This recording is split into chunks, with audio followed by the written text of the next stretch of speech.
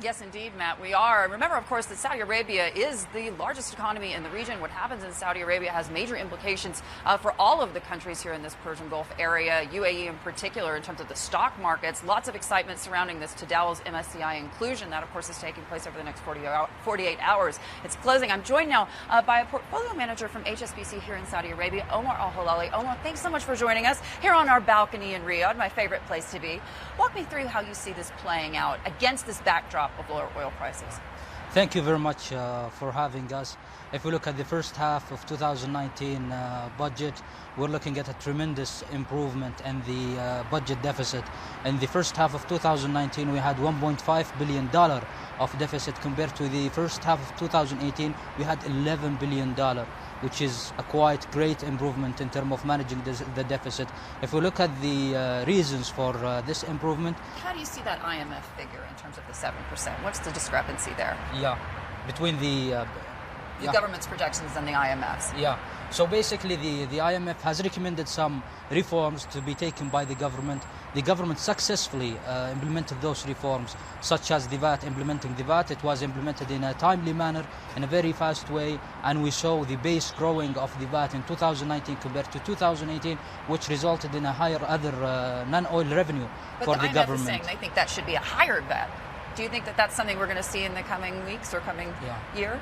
Actually, we started with 5% for VAT, which is way lower than the averages globally. As per the Ministry of Finance comment that there will be no increase for the fiscal budget balance, that there will be no increase in VAT till 2025. We do not expect it to go beyond 5%. In terms of the private sector investment, obviously that's been impacted by not just lower oil prices, but also worries over the last couple of years about the direction that the government is heading. Are they moving too fast? Are they not moving fast enough? Will we see this Aramco IPO? How do you see that private sector investment coming back online in the country? So basically we're in a secular change. The secular change has happened after 2014 when the oil prices went down massively in 2014 and the shale oil has come. So there was some reforms that was implemented.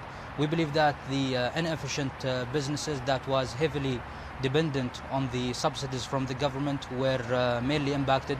If we look at the Vision 2030 document that was issued, there was one point that is saying subsidies will be gradually removed, however, without endangering the strategic sectors that the government want to have. For the other private, for the SMEs, the government has came up with the General Authority of Small and Medium Enterprises, and the main goal of this enterprise is to deliver the goals and objectives of those SMEs and to give them access to funds and consultation advisory in order to increase their contribution to the overall GDP of the country.